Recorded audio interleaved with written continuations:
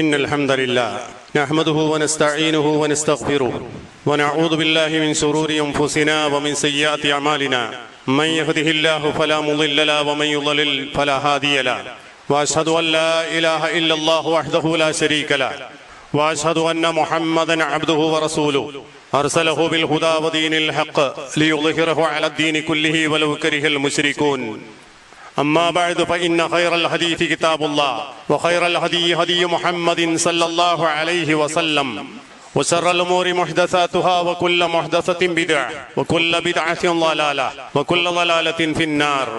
أعوذ بالله من الشيطان الرجيم. بسم الله الرحمن الرحيم. ولله على الناس حج البيت من استطاع إليه سبيلا ومن كفر فإن الله غني عن العالمين. يا أيها الذين آمنوا اتقوا الله حق تقاته ولا تموتن إلا وأنتم مسلمون.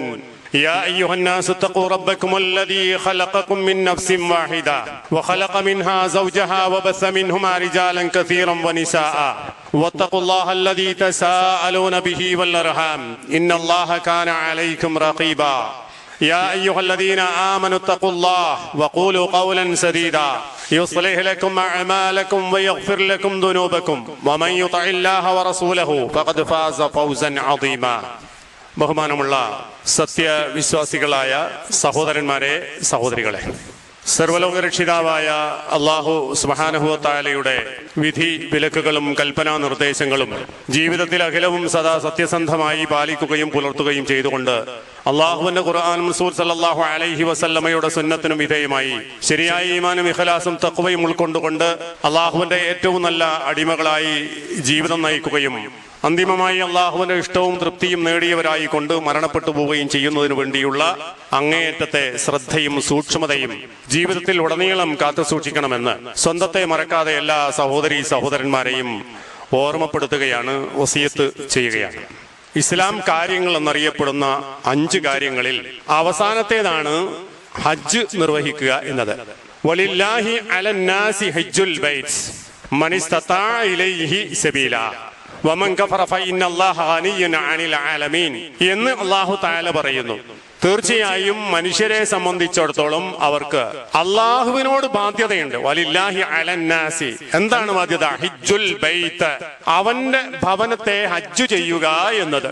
മനിസ്തതാഅ ഇലൈഹി സബീല, അവിടെ പോയി വരാനുള്ള സാമ്പത്തികവും ശാരീരികവും ആരോഗ്യപരവുമൊക്കെയായ സൗകര്യങ്ങൾ ഉള്ളവരായ ആളുകളെ സംബന്ധിച്ചിടത്തോളം. വമൻ കഫറ, ഇനി വല്ലവനും ഈ കാര്യത്തെ നിഷേധിച്ച് തള്ളിയാൽ ഫഇന്നല്ലാഹ, അല്ലാഹു ആകട്ടെ ഗനിയ്യുൻ, അവൻ ഐശ്വര്യവാനാണ് അനിൽ ആലമീൻ, ലോകരിൽ നിന്ന്. അല്ലാഹു തആല കൽപ്പിച്ചൊരു കാര്യം ഒരാൾ ചെയ്യാത്തത് കൊണ്ടോ അല്ലാഹു കൽപ്പിച്ചൊരു കാര്യം ചെയ്യുന്നത് കൊണ്ടോ അല്ലാഹുവിന് പ്രത്യേകിച്ച് നേട്ടമൊന്നുമില്ല. അതിന്റെ നേട്ടം മുഴുവനും അല്ലാഹുവിന്റെ അടിമകൾക്കുള്ളതാകുന്നു എന്നാണ് പറഞ്ഞതിന്റെ അർത്ഥം. എന്ന് വെച്ചാൽ അള്ളാഹു കൽപ്പിച്ചിരിക്കുന്നു അവന്റെ ഭവനത്തെ ഹജ്ജ് ചെയ്യൽ നിങ്ങൾക്ക് ബാധ്യതയാണ് എന്ന്. ഒരു കണ്ടീഷനോട് കൂടിയാണ്. അവിടെ പോയി വരാനുള്ള കഴിവും താക്കത്തും ആർക്കാണോ ഉള്ളത് അവരാണത് ചെയ്യേണ്ടത്. അതൊക്കെ ഉണ്ടായിട്ടും ഒരാളത് ചെയ്യുന്നില്ല എങ്കിൽ അതൊരു നിലപാടാണ്, അഥവാ കുഫറാണ് എന്ന ആശയമാണ് ആയത്തിലൂടെ പഠിപ്പിക്കുന്നത്. ഹജ്ജ് യാത്ര എന്ന് പറയുന്നത് ഒരു മുസ്ലിമായ മനുഷ്യന്റെ ജീവിതത്തിൽ അനുവദിക്കപ്പെട്ടിട്ടുള്ള അനിവാര്യമായ യാത്രകളിൽ ഒന്നാണ്. യാത്രകൾ പാലിക്കപ്പെടേണ്ട ഒരുപാട് നിയമങ്ങളും നിബന്ധനകളും ഉണ്ട്. ഹജ്ജ് ചെയ്യുവാൻ വേണ്ടി പോകുന്നവരായ ആളുകൾ പോകുന്നതിന് മുമ്പ് ശ്രദ്ധിക്കേണ്ടതായ കാര്യങ്ങൾ എന്തൊക്കെയാണ്? ഒന്നാമത്തത് അൻ യൂസി അഹ്ലഹു വഅസ്ഹാബഹു ബിതഖ്വല്ലാഹ്. ഒരാള് ഹജ്ജ് യാത്രയ്ക്ക് വേണ്ടി പോകുമ്പോൾ സ്വാഭാവികമായും 1.5 മാസം 2 മാസക്കാലം അയാളുടെ വീട്ടിൽ നിന്നും അയാൾ മാറി പോവുകയാണ്. സ്വാഭാവികമായി കുടുംബനാഥനായ ഒരാൾ ഇങ്ങനെ മാറി നിൽക്കുമ്പോൾ കുടുംബാന്തരീക്ഷത്തിൽ സംഭവിക്കാനുള്ള ഒരുപാട് പ്രശ്നങ്ങളുണ്ട്. കുടുംബനാഥന്റെ അങ്ങോട്ട് മാറി താമസിക്കൽ വഴി അയാൾ ഉണ്ടാക്കി തീർത്തിട്ടുള്ള ആ വീടിന്റെ നല്ല അനുഭവങ്ങളും കാര്യങ്ങളൊക്കെ നഷ്ടപ്പെട്ടു പോകാനുള്ള സാധ്യതകളുണ്ട്. അതുകൊണ്ട് പോകുന്നതിന് മുമ്പ് അയാൾ എന്ത് ചെയ്യണം? യൂസി അഹ്ലഹു വഅസ്ഹാബഹു, തന്റെ ആളുകളെയും കുടുംബക്കാരെയും വിളിച്ചുകൊണ്ട് അവർക്ക് ഉപദേശം കൊടുക്കണം. നിങ്ങൾ തഖ്വ കാത്തു സൂക്ഷിച്ചുകൊണ്ട് ജീവിക്കണം കേട്ടോ. ഇവിടെ നമ്മൾ പഠിപ്പിക്കപ്പെട്ടിട്ടുള്ള സംഗതികൾ എന്താണോ അതിൽ നിന്നും വ്യതിചലിച്ചു പോകുന്ന ഒരു അവസ്ഥ നിങ്ങൾക്ക് ഉണ്ടാകാൻ പാടില്ല എന്ന കാര്യം അവനവന്റെ ഭാര്യമാരെയും മക്കളെയും കുടുംബക്കാരെയും വിളിച്ചുകൊണ്ട് അവർ ഉപദേശിക്കണം. തഖ്വ എന്ന് പറഞ്ഞാൽ എന്താ?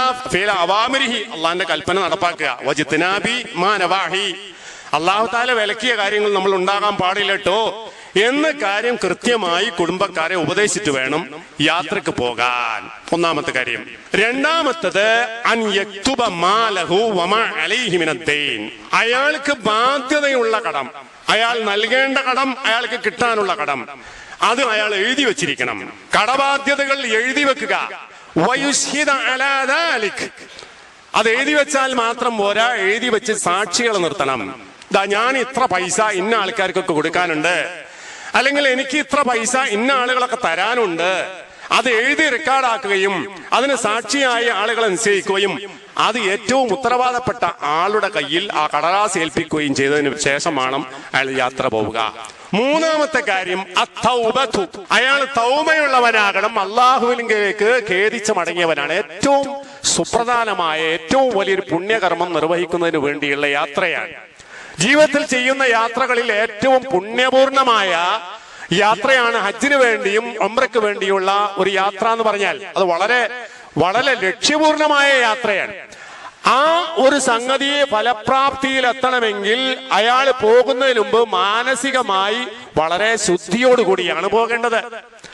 ആ മാനസികമായ ശുദ്ധി എന്ന് പറഞ്ഞാൽ കുറെ ഘടകങ്ങളെ ഉൾക്കൊള്ളുന്നതാണ്. അതിൽ ഒന്നാമത്തെ തൗബയാണ്. തൂബു ഇലല്ലാഹി അയ്യുഹൽ മുഅ്മിനൂൻ ലഅല്ലകും തുഫ്ലിഹൂൻ, നിങ്ങൾ വിശ്വാസികളായ ആളുകളെ അള്ളാഹുവിലേക്ക് നിങ്ങൾ ഖേദിച്ച് മടങ്ങണം, എങ്കിൽ നിങ്ങൾ വിജയിക്കും.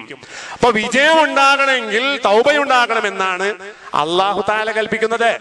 ആ തൗബക്ക് പ്രധാനമായും 3 ഷർത്തുകളാണ്. എല്ലാം കൂടി ഞാൻ പറയുന്നില്ല. അള്ളാഹുവിന്റെയും അവന്റെ സൃഷ്ടികളുടെയും ഇടയിലുള്ള ഒരു കുറ്റകരമായ കാര്യമാണ് ഒരാളിൽ ഉണ്ടാകുന്നതെങ്കിൽ 3 ഷർത്തുകളുണ്ട്. ഇനി ഏതെങ്കിലും ഒരു വ്യക്തിയുമായി ബന്ധപ്പെട്ടുകൊണ്ടുള്ള ഒരു കുറ്റമാണ് ഒരാൾ ചെയ്യുന്നതെങ്കിൽ അതിന് 4ാമതൊരു ഷർത്തുണ്ട്. ആ ഷർത്താകുന്നു ഹജ്ജിന് പോകുന്നവരായ ആളുകൾ പ്രത്യേകിച്ച് ശ്രദ്ധിക്കേണ്ടത്. ഹജ്ജ് കർമ്മം നിർവഹിക്കാൻ പോകുന്നവരായ ആളുകൾ ശ്രദ്ധിക്കേണ്ടത് ഈ 4ാമത്തെ ഷർത്താണ്. മൻ കാനത ഇൻദഹു മദ്ലമത്തുൻ ലിഅഖി, അല്ലാഹുവിന്റെ റസൂൽ പറയാണ്, മൻ കാനത ഇൻദഹു മദ്ലമത്തുൻ ലിഅഖി, തന്റെ സഹോദരനായ ഒരു വ്യക്തിയുമായി ഏതെങ്കിലും ഒരു മദ്ലമത്ത്, ഒരു അക്രമകരമായ കാര്യം ഒരാൾ ചെയ്തു പോയിട്ടുണ്ടെങ്കിൽ അതെന്തിൽ നിന്നൊക്കെയാകാം. മിൻ മാലിൻ, ഏതെങ്കിലും സാമ്പത്തികമായ ഇടപാടിന്റെ പേരിൽ ചെയ്തു പോയ തെറ്റായിരിക്കാം. ഔ ഇർലിൻ, അല്ലെങ്കിൽ ഒരാളുടെ അഭിമാനത്തെ ക്ഷതപ്പെടുത്തുന്ന കുറ്റകരമായ കാര്യങ്ങളായിരിക്കാം. ഏതെങ്കിലും ഒരു അക്രമം, ഒരു ദ്രോഹം ഒരാളോട് ചെയ്തിട്ടുണ്ടെങ്കിൽ അയാൾ എന്ത് ചെയ്യണം? ഫൽയുഹല്ലിൽഹു യൗമ, പോകുന്നതിന് മുമ്പ് അത് അയാളെ നേരിട്ട് സമീപിക്കുകയും അയാളോട് ഞാൻ നിന്റെ കാര്യത്തിൽ ഇന്ന കാര്യം ചെയ്തു പോയിട്ടുണ്ട്, അത് വെട്ടി തുറന്ന് പറയാനും അതെനിക്ക് വിട്ടുവീഴ്ച തരണമെന്ന് അയാളോട് ആവശ്യപ്പെടുകയും ചെയ്യണം. ഇനി സാമ്പത്തികമായ കാര്യങ്ങൾ ബാധ്യതയായ സംഗതിയാണെങ്കിൽ അത് കൊടുക്കാനുള്ളതാണെങ്കിൽ അയാൾ കൊടുത്തു തീർക്കുക തന്നെ വേണം. അങ്ങനെ ഒരു പരിശുദ്ധി നേടിയതിനു ശേഷം മാത്രമേ പോകാൻ പാടുള്ളൂ. ഖബല യകൂന ദീനാറുൻ ഔ ദിർഹം, ഈ ദുനിയാവിൽ വെച്ച് തീരേണ്ടതായ കാര്യങ്ങൾ ദുനിയാവിൽ തീർന്നിട്ടില്ല എങ്കിൽ പാരത്രിക ജീവിതത്തിലേക്ക് പോയാൽ അവിടെ ദീനാറ് കൊണ്ടും ദിർഹം കൊണ്ടും പരിഹരിക്കപ്പെടൂല. ദുനിയാവിന്റെ കാര്യം ദീനാറുകൊണ്ടോ ദിർഹമുണ്ടോ പരിഹരിക്കാം. ഒരാൾക്ക് കൊടുക്കാനുള്ള ദീനാറാണ് ദിർഹമാണ് എങ്കിൽ അത് കൊടുത്തു തീർത്താൽ ദുനിയാവിന്റെ കാര്യം ഖലാസായി. എന്നാൽ ദുനിയാവിൽ ചെയ്യേണ്ട കാര്യം ചെയ്യാതെ അവിടെ പോയിട്ടാണെങ്കിലോ അവിടെ അത് പരിഹരിക്കൂല. അവിടെ ദീനാറ് കൊണ്ടും ദിർഹം കൊണ്ടും പരിഹരിക്കപ്പെടുകയില്ല. ഇൻ കാന ലഹു അമലുൻ സാലിഹ് ഉഖിദ മിൻഹു ബിഖദരി മദ്ലമതി, ഒരാള് വേറൊരാളോട് ദ്രോഹകരമായ കാര്യം ചെയ്തതിന് സാമ്പത്തികമായിട്ട് അല്ലാത്ത നിലയിലാകട്ടെ അത് ചെയ്തു പോയിട്ടുണ്ട് എങ്കിൽ ആരോടാണോ ചെയ്തത് അയാൾക്ക് ഇയാളുടെ അമലു സാലിഹാത്ത് എടുത്തിട്ട് അങ്ങോട്ട് കൊടുക്കുന്ന. വഇല്ലം തകുൽ ലഹു ഹസനാത്ത്, ഇനി അയാൾക്ക് അയാളുടെ പേരിൽ മറ്റേയാൾക്ക് കൊടുക്കാനുള്ള ഹസനാത്ത് പുണ്യങ്ങളൊന്നും ഇല്ലെങ്കിലോ ഉഖിദ മിൻ സയ്യിആതി സാഹിബിഹി, ആരോടാണോ ദ്രോഹം ചെയ്ത് ആ ദ്രോഹം ചെയ്തവന്റെ കുറെ തിന്മകൾ സയ്യിആത്ത് എടുത്തിട്ട് ഇയാൾക്ക് കൊടുക്കും. ഫഹുമില അലൈഹി, അത് ഓന്റെ മേലിടുന്ന. ഇതാണ് അതിന്റെ ശിക്ഷ. അപ്പോ ഹക്കിടപാടുകളും ബാധ്യതകളും പൂർത്തീകരിക്കുക എന്നത് നിത്യജീവിതത്തിൽ നമ്മൾ പാലിക്കേണ്ട അതിഗൗരവപ്പെട്ടുള്ള കാര്യമാണ്. അതെല്ലാ മനുഷ്യന്മാർക്കും ബാധ്യതപ്പെട്ട കാര്യമാണ്. പ്രത്യേകിച്ച് ഹജ്ജ് എന്ന പുണ്യകർമ്മം ചെയ്യാൻ പോകുന്നവന് ഇത് അങ്ങേയറ്റം വലിയ ബാധ്യതയാകുന്നു എന്നതാണ് ഇവിടെ അത് സൂചിപ്പിക്കാനുള്ള കാരണം. അടുത്ത കാര്യം, ഇന്നല്ലാഹ തആല ത്വയ്യിബുൻ ലാ യഖ്ബലു ഇല്ലാ ത്വയ്യിബൻ. നമ്മൾ ഹജ്ജ് എന്ന് പറയുന്ന പുണ്യകർമ്മത്തിന് പോകുമ്പോ അതിന് ഉപയോഗിക്കുന്ന നഫഖത്ത്, അതിനുള്ള ചെലവ് എന്ന് പറയുന്നത് നല്ലതായിരിക്കാന്നല്ല. ഹജ്ജ് ചെയ്യുക, ഉംറ ചെയ്യുക എന്നുള്ളത് ടൂർ പോകലല്ല. അത് വളരെ പരമപ്രധാനമായ ഒരു ഉദ്ദേശത്തിന് വേണ്ടിയുള്ള യാത്രയാണ്. ആ യാത്ര ലക്ഷ്യത്തിൽ എത്തണമെങ്കിൽ അതിനുവേണ്ടി ചിലവഴിക്കുന്ന സമ്പാദ്യങ്ങൾ എന്തായിരിക്കണം?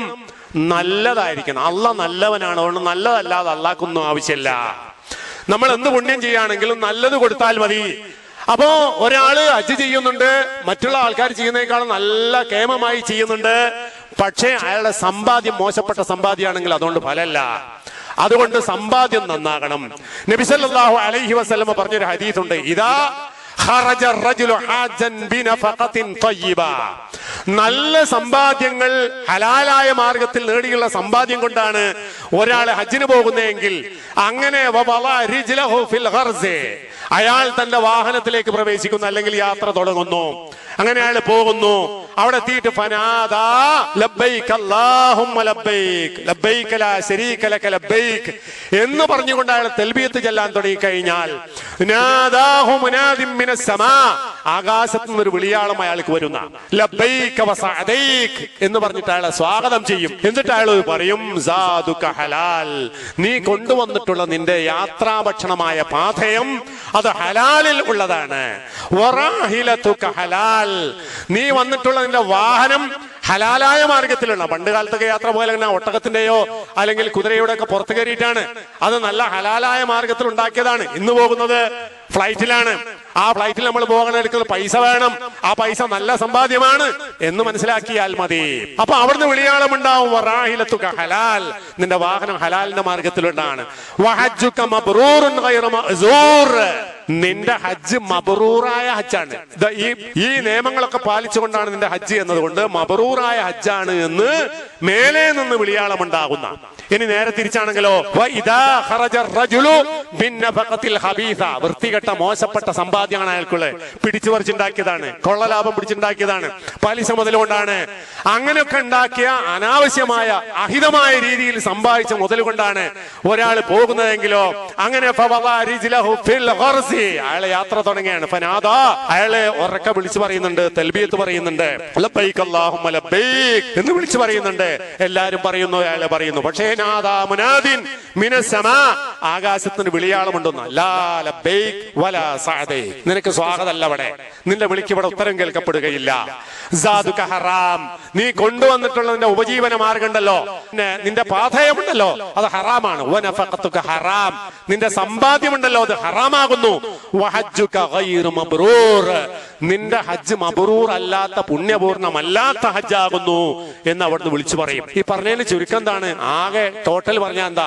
നല്ല സമ്പാദ്യം നന്നായിട്ടുണ്ടാക്കിയിട്ട് അധ്വാനിച്ച് കഷ്ടപ്പെട്ട് ഹലാലായ മാർഗത്തിൽ നേടിയ സമ്പാദ്യം ഉപയോഗിച്ച് പോയാൽ മതി ഹജ്ജിന്. അതല്ലാതെ ഒരു ടൂർ അടിക്കാൻ വേണ്ടിയിട്ട് ഹജ്ജും ഉംറയും ചെയ്യാൻ വേണ്ടി ആരും പോകേണ്ടതില്ല. അത് ഫലശൂന്യമായ പണിയാകും എന്നാണ് പറഞ്ഞിട്ടുള്ളത്. ഇനി അടുത്ത കാര്യം എന്താണ്? അൽ ഇസ്തിഗ്നാഉ അമ്മാ ഫീ ഐദിൻ നാസ്. ഒരാൾ യാത്ര പോകുന്നതിന് മുമ്പ് തന്നെ യാത്രക്ക് ആവശ്യമായ എല്ലാ സന്നാഹവും അയാൾ ഒരുക്കിയിരിക്കണം. എന്ന് വെച്ചാൽ ഒരാളോടും ഒരു കാര്യം ചോദിച്ചു വാങ്ങേണ്ട ഗതികേട് അയാൾക്ക് വരാൻ പാടില്ല. പല ആളുകൾ മനസ്സിലാക്കിയിട്ടുണ്ട്, ഹജ്ജിന് പോകാനുള്ള പൈസ കയ്യിലുണ്ടായാൽ മതി, ഫ്ലൈറ്റിന്റെ ടിക്കറ്റ് എടുക്കാനുള്ള കാശുണ്ടായാൽ മതി, അവിടെ പോയി കഴിഞ്ഞാൽ അവിടെ ചെലവും കാര്യങ്ങളൊക്കെ എങ്ങനെങ്കിലും ആരെങ്കിലും ഒക്കെ തന്നുകൊള്ളും. അങ്ങനെ വിചാരിച്ചിട്ട് ആരും ഹജ്ജിന് പോകാൻ പാടില്ല. പോയി വരുന്നത് വരെ ആവശ്യമായ ചെലവിനുള്ള സമ്പാദ്യം അയാളെ സ്വന്തമായി ഉണ്ടാക്കിയിരിക്കണം. അങ്ങനെ വെറുതെ പോയിട്ട് ആരോടെങ്കിലും ചോദിച്ചു വാങ്ങാം എന്നൊരു വിചാരത്തിൽ ആരും പോകേണ്ടതില്ല. അൽ ഹജ്ജു അശ്ഹുറും മഅലൂമാത്ത്, തീർച്ചയായും ഹജ്ജ് എന്ന് പറഞ്ഞാൽ നിർണിതമായ മാസത്തിലാണ്. ഏതൊക്കെയാണ് മാസം? ശവ്വാല്, ദുൽഖഅദ്, ദുൽഹജ്ജ് 10. ആ ദുൽഹജ്ജ് 10 ഹജ്ജ് പരിസമാപനം കുറിക്കും. അതുവരെയുള്ള പോകാനുള്ള സമയമാണ്. ആ സമയത്ത് ഫമൻ ഫറള ഫീഹിന്നൽ ഹജ്ജ, ആരെങ്കിലും ഹജ്ജിന് വേണ്ടിയിട്ട് ഇഹ്റാം കെട്ടിയാൽ, അങ്ങനെ ഇഹ്റാമിലായി കഴിഞ്ഞാൽ പിന്നെ ഫലാ റഫസ, അയാള് സ്ത്രീ ബന്ധം പാടില്ല, ഭാര്യാഭർത്തൃബന്ധം നടത്താൻ പാടില്ല. അതിനാണ് റഫസ് എന്ന് പറയാ. വല ഫുസൂഖ, പിന്നെ അയാളിൽ ഫുസൂഖ് വരാൻ പാടില്ല. ഫുസൂഖ് എന്ന എല്ലാ മഅസിയത്തും, എല്ലാ കുറ്റകരമായ കാര്യങ്ങളെ ഒഴിവാക്കണം. വല ജിദാല, ആരുമായി തർക്കിച്ച് നേരം കളയാൻ പാടില്ല. അതൊന്നും ഹജ്ജിൽ പറ്റിയ കാര്യമല്ല. ഇതൊക്കെ അങ്ങോട്ട് പരിപൂർണമായി ഉപേക്ഷിച്ച് പരിശുദ്ധനാകാൻ ഒരാൾക്ക് കഴിയണം. വമാ തഫ്അലു മിൻ ഖൈരിൻ യഅലമുഹുല്ലാഹ്. നിങ്ങൾ പോകുന്നത് എന്തിനാണ്? ഖൈറായ കാര്യം ചെയ്യാൻ വേണ്ടിയിട്ടാണ്. നിങ്ങൾ എന്ത് ഖൈറായ കാര്യം ചെയ്യുന്നുള്ളോ, അതൊരു ദിക്റാകട്ടെ, ഒരു സ്വലാത്താകട്ടെ, ഒരു പുണ്യകർമ്മമാകട്ടെ, അതൊക്കെ എന്ത് ചെയ്തു കഴിഞ്ഞാലും അതൊക്കെ അള്ളാഹു അറിയുന്നവനാണ്. അതുകൊണ്ട് നിങ്ങൾ നന്നായി അള്ളാഹുവിനെ തൃപ്തിപ്പെടുത്തണമെന്ന ഉദ്ദേശത്തിൽ പോയാൽ മതി. പിന്നെ പറയുന്നത് എന്താ? നിങ്ങൾ സാധു ഒരുക്കുക. സാധു എന്ന് പറഞ്ഞാൽ എന്താ? യാത്രയ്ക്ക് ആവശ്യമായ ഭക്ഷണത്തിനാണ്. പാഥേയം എന്ന് മലയാളത്തിൽ പറയും. അത് നിങ്ങൾ ഒരുക്കിക്കൊള്ളുക. അത് ഭൗതികമായ അർത്ഥത്തിൽ പോയി വരാനുള്ള കാലം വരേക്കും ആവശ്യമായ ഭക്ഷണം നിങ്ങൾ കരുതുക. അതല്ലെങ്കിൽ അതിനുള്ള പൈസ നിങ്ങൾ കരുതുക. അതാണ് ആ പറഞ്ഞതിനകത്ത് നിങ്ങൾ സാധുരിക്കണം. അത് വേറെ ഒരാളിൽ നിന്നും കിട്ടാൻ വേണ്ടി ആഗ്രഹിച്ചു പോകേണ്ട. അങ്ങനെയുള്ള സംവിധാനങ്ങളൊക്കെ അവിടെ പോയി കഴിഞ്ഞാലുണ്ട്. ഔദാര്യം വഴിഞ്ഞൊഴുകുന്ന ഒരു പ്രദേശമാണ് മക്ക മദീന എന്ന് പറഞ്ഞാൽ. അവിടെ ഹജ്ജിന് വരുന്നവരായ ആളുകൾക്ക് വേണ്ടിയിട്ട് എത്ര കോടിക്കണക്കിന് രൂപയുടെ ചെലവുകളും ഭക്ഷണ സാധനങ്ങളും ഫ്രീ ആയി സദാസമയങ്ങളിൽ വിതരണം ചെയ്യുന്നത് നമുക്ക് കാണാൻ പറ്റും. അതൊരു വലിയ ഔദാര്യത്തിന്റെ നാടാണ്. അത് അനുഭവിച്ചറിയേണ്ട ഒരു സംഗതിയാണ്. അതൊക്കെ നമുക്ക് സ്വീകരിക്കാം, അതൊക്കെ വേറെ വിഷയം. പക്ഷെ ഒരാളുടെ ഔദാര്യം കാത്ത് അതിനുവേണ്ടി നമ്മൾ നിൽക്കാൻ പാടില്ല. നമ്മുടെ കയ്യിലുണ്ടാണ്. നിങ്ങൾ സാധൊരുക്കണം. നിങ്ങൾ ഒരുക്കുന്ന സാദിൽ, ആ ഒരുക്കങ്ങളിൽ ഏറ്റവും പ്രധാനപ്പെട്ട കാര്യം എന്താണ്? തഖ്വയാകുന്ന സാദാകുന്നു. അതാണ് ഏറ്റവും മുന്തിയതായിട്ടുണ്ടാകേണ്ടത്. അതായത് പരലോകത്ത് കിട്ടേണ്ടതാണത്. തഖ്വയാകുന്ന, ബക്രിയാകുന്ന സാദാകുന്നു നിങ്ങൾ ഹജ്ജ് യാത്രയ്ക്ക് പോകുമ്പോ ഏറ്റവും പ്രധാനമായി ഒരുക്കേണ്ടത്. ഭൗതികമായ ഒരുപാട് സംഗതികളുണ്ട്, അതൊക്കെ നിങ്ങൾ ഒരുക്കണം. ഏറ്റവും പ്രധാനം എന്താണ്? ബക്രിയാകുന്ന സാദ് നിങ്ങളുടെ കയ്യിൽ ഉണ്ടാകണം എന്നതാണ്. അതുകൊണ്ട് തന്നെ ഒരാളുടെ ഔദാര്യത്തെ കാക്ഷിക്കുന്ന ഒരു അവസ്ഥ വരാൻ പാടില്ല. നബി സല്ലല്ലാഹു അലൈഹി വസല്ലമയുടെ ഒരു ഹദീസുണ്ട്. റസൂലുള്ളാഹിന്റെ അടുക്കൽ വന്ന അൻസാരികൾപ്പെട്ട ചില ആളുകൾ കുറെ കാര്യങ്ങൾ ചോദിച്ചുകൊണ്ടിരുന്നു. ചോദിച്ചോക്കെ റസൂൽ കൊടുത്തുകൊണ്ടേയിരുന്നു. കൊടുക്കാനുള്ളതൊക്കെ തീർന്നുപോയി. എന്നിട്ടും ആളുകൾ പിന്നെയും ചോദിക്കാൻ. അപ്പൊ റസൂൽ പറഞ്ഞു, മാ യകൂനു ഇൻദി മിൻ ഖൈർ ഫലൻ അദ്ഖിറ അൻകും. എന്റെ കയ്യിൽ എന്തെങ്കിലും തരാൻ പറ്റിയ ഖൈർ ഉണ്ട് എങ്കിൽ അത് നിങ്ങൾക്ക് ആവശ്യമായിട്ടും നിങ്ങൾ ചോദിച്ചിട്ടും പിന്നെ തരാതെ പിടിച്ചു വെക്കാൻ എനിക്ക് കഴിയില്ല. അങ്ങനെയുള്ളവനല്ല ഞാൻ. അതുകൊണ്ട് എന്റെ കയ്യിൽ തീർന്നു പോയിട്ടുണ്ട്. അതുകൊണ്ട് ആരാണോ മറ്റുള്ളവന്റെ കയ്യിലുള്ളത് ചോദിക്കാതെ സ്വയം ഇഫത്ത് കാണിക്കുന്നതെങ്കിൽ അവന്റെ എനിക്ക് വേണ്ട, ചോദിക്കേണ്ടതില്ല, ചോദിക്കൂല എന്നാ ആ നിർബന്ധ ബുദ്ധി ഒരാൾ കാണിച്ചാൽ അവനെ അങ്ങനെ തന്നെ അള്ളാഹു തആല ആക്കും. ഓനാ ഇഫത്ത് ഒന്നും കിട്ടും. ഇനി എന്റെ കയ്യിലുള്ളത് മതി, അള്ളാഹു തആല തന്നത് മതി, അതിൽ ഇസ്തിഗ്നായി കാണിക്കാം. ഒരാളോട് ചോദിക്കുന്നില്ല. എനിക്ക് അത് മതി എന്നൊരു ഒരാൾ വിചാരിച്ചാലോ, അള്ളാഹു തആല അവനെ ഗനിയാവും, അവനെ സമ്പന്നനാക്കും, അവനെ പരാശ്രയ ധന്യനാക്കി തീർക്കും എന്നാ പറഞ്ഞത്. അതൊരു വലിയൊരു ക്വാളിറ്റിയാണ്. ഒരു മനുഷ്യന്റെ ജീവിതത്തിൽ പുലർത്തേണ്ട വലിയ ക്വാളിറ്റിയാണ്. ഒരാളോടും ഒരാളുടെ ഔദാര്യത്തിൽ നിൽക്കാൻ പാടില്ല. അവനവൻ അള്ളാഹു തആല തന്നതെന്തോ അത് സ്വീകരിച്ചുകൊണ്ട് ജീവിക്കാനുള്ള ആ മനോവിശാലത കാണിക്കാന്നുള്ളത്. ആരാണോ സബ്ർ നടിക്കുന്നത്, ആരാണോ ക്ഷമാശീലനായി തീരുന്നതെങ്കിൽ അവന് അല്ലാഹു തആല ക്ഷമിക്കാനുള്ള കഴിവ് കൊടുക്കുന്ന. ഇതൊക്കെ അല്ലാഹുവിന്റെ റസൂൽ പറഞ്ഞ ഒരാൾക്കും തന്നെ ഔദാര്യമായി കിട്ടിയിട്ടില്ല. ഏറ്റവും ഖൈറായ ഔദാര്യം കിട്ടിയിട്ടില്ല. ഏറ്റവും വിശാലമായ ഔദാര്യം ആർക്കും കിട്ടിയിട്ടില്ല. ക്ഷമിച്ചു ജീവിക്കാൻ കഴിയുന്നതിനേക്കാളും, ഒരാൾ ക്ഷമിച്ചു ജീവിക്കാൻ കഴിയുന്നതിനേക്കാളും വലിയ ഒരു ഔദാര്യം ഒരാൾക്കും കിട്ടിയിട്ടില്ല. അത്രയ്ക്ക് വലിയ പ്രാധാന്യം എന്തിനുണ്ട്? ക്ഷമ എന്ന് പറയുന്ന സംഗതിക്ക് ഒരു വിശ്വാസിയുടെ ജീവിതത്തിൽ ഉണ്ട് എന്നാണ് ആ പറഞ്ഞതിന്റെ അർത്ഥം. അപ്പൊ അത് നമ്മൾ കാത്തു സൂക്ഷിക്കേണ്ടതുണ്ട്, ഹജ്ജിന് പോകുന്നവരായ ആളുകൾ പ്രത്യേകിച്ചും. പിന്നെ അടുത്ത കാര്യം എന്താണ്? പോകുന്നവനായ, ഹജ്ജിന് പോകുന്നവനായ ഒരു വ്യക്തിയെ സംബന്ധിച്ചിടത്തോളം അയാളുടെ മുമ്പിലുള്ള വിചാരം എന്താ? അള്ളാഹുവിന്റെ വജ്ഹാണ്, പരലോകം രക്ഷപ്പെടുന്നുള്ള മോഹം മാത്രമാണ്. വേറൊരു ആഗ്രഹവും അയാൾക്ക് അതിന്റെ പേരിൽ ഉണ്ടാകാൻ പാടില്ല.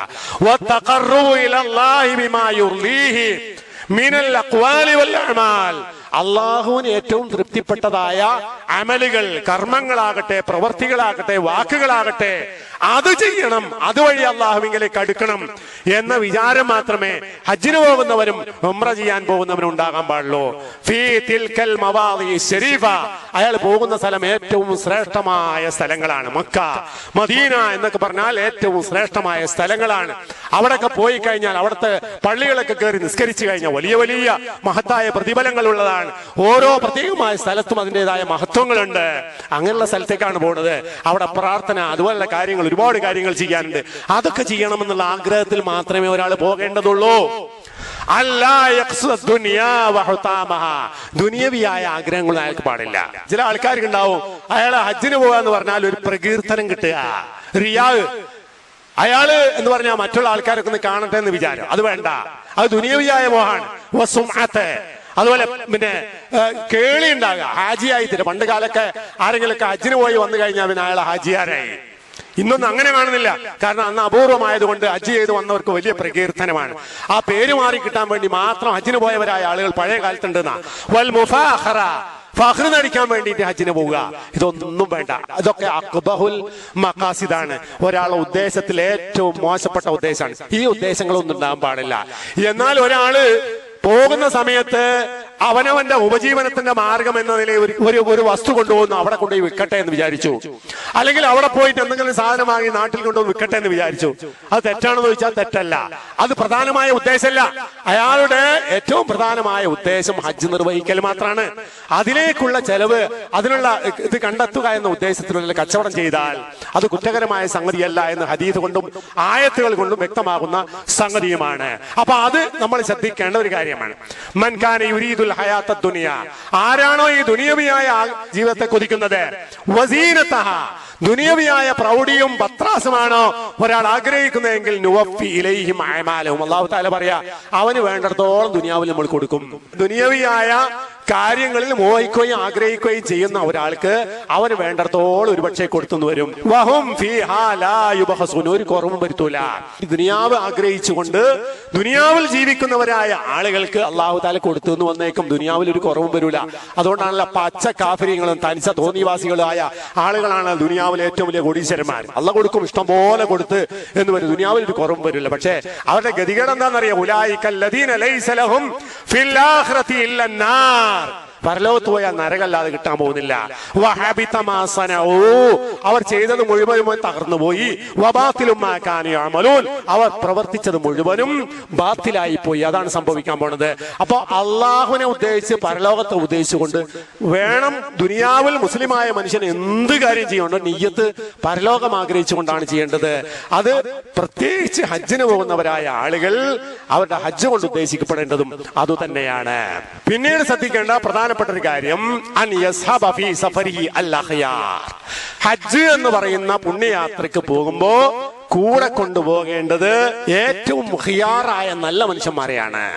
നല്ല ആൾക്കാരുടെ സ്വഭാവത്തോടു കൂടിയാണ് പോകേണ്ടത്. ഇന്നൊക്കെ നമ്മുടെ നാട്ടിൽ നിന്ന് ഹജ്ജിന് പോകുന്നവരായ ആളുകൾ ആരുടെ കൂടെ ഒക്കെ പോകുന്നെന്ന് ചോദിച്ചാൽ എല്ലാ ജാതി സിർക്കിന്റെയും ഖുറാഫാത്തിന്റെയും ആളുകളുടെ കൂടെ പോകേണ്ട ഗതികേടാണ് നല്ല നല്ല മുവാഹിദീകളായ ആളുകൾക്കുള്ളത്. അവിടെ പോയി കഴിഞ്ഞാലും കേരളീയ അവസ്ഥ വളരെ മോശപ്പെട്ട അവസ്ഥയാണെന്ന് അറിയാവുന്ന കാര്യമാണ്. അങ്ങനെയുള്ള ആൾക്കാരുടെ കൂട്ടത്തിൽ പോയി കഴിഞ്ഞാൽ തീർച്ചയായും ഓന്റെ ഹജ്ജും കൊളാവും, ഓന്റെ ഉംറയും കൊളാവും, യാതൊരു സംശയ കാര്യത്തിലില്ല.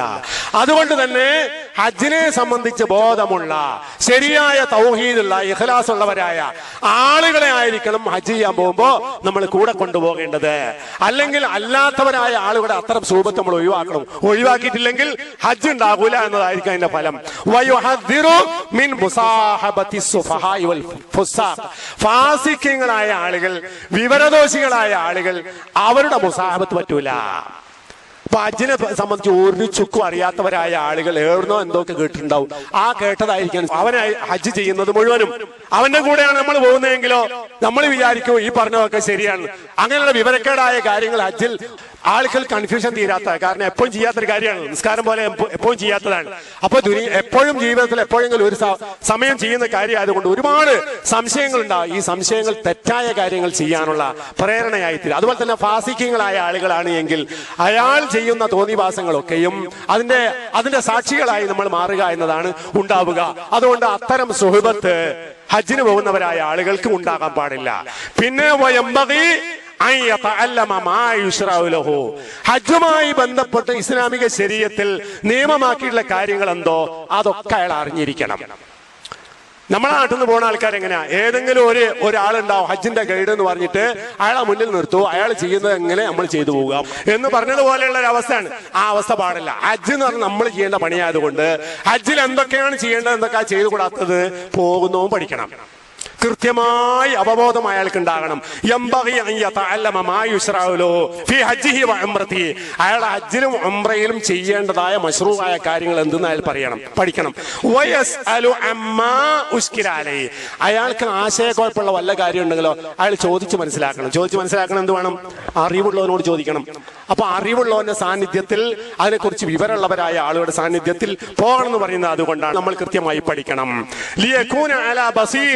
ഹജ്ജ് ചെയ്യുന്നത് വളരെ നല്ല ബസീറത്തോടു കൂടി, ഉൾക്കാഴ്ചയോടുകൂടി നിർവഹിക്കണം എന്നുണ്ട് എങ്കിൽ ഈ പറഞ്ഞ കാര്യങ്ങളൊക്കെ അയാൾ അറിയുകയും പാലിക്കുകയും ചെയ്യണം എന്നാണ് പറഞ്ഞതിന്റെ അർത്ഥം. അപ്പൊ ഈ പറഞ്ഞ സംഗതികളൊക്കെ ഹജ്ജിന് പോകുന്നവരായ ആളുകൾ പ്രത്യേകിച്ച് ശ്രദ്ധിക്കുകയും സൂക്ഷിക്കുകയും ചെയ്യേണ്ടതാണ്. ഇതൊക്കെ പഠിച്ച് മനസ്സിലാക്കി ചെയ്തെങ്കിൽ മാത്രമേ ഹജ്ജുൻ മബ്റൂർ, പുണ്യപൂർണമായ ഹജ്ജ് എന്ന് പറയുന്ന സംഗതിയിലേക്ക് നമുക്ക് എത്താൻ കഴിയുകയുള്ളൂ.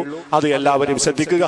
അല്ലാഹു സുബ്ഹാനഹു വ തആല അങ്ങനെ ഹജ്ജിന് പോകുന്നവരായ ആളുകൾക്ക് മഖ്ബൂലും മബ്റൂറുമായ ഹജ്ജ് ചെയ്തുകൊണ്ട് തിരിച്ചു വരാനുള്ള സൗകര്യം അല്ലാഹു തആല നൽകുമാറാകട്ടെ. അഖൂലു ഖൗലി ഹാദാ അസ്തഗ്ഫിറുല്ലാഹ ലീ വലക്കും ഫസ്തഗ്ഫിറൂഹു ഇന്നഹു ഹുവൽ ഗഫൂറുർ റഹീം.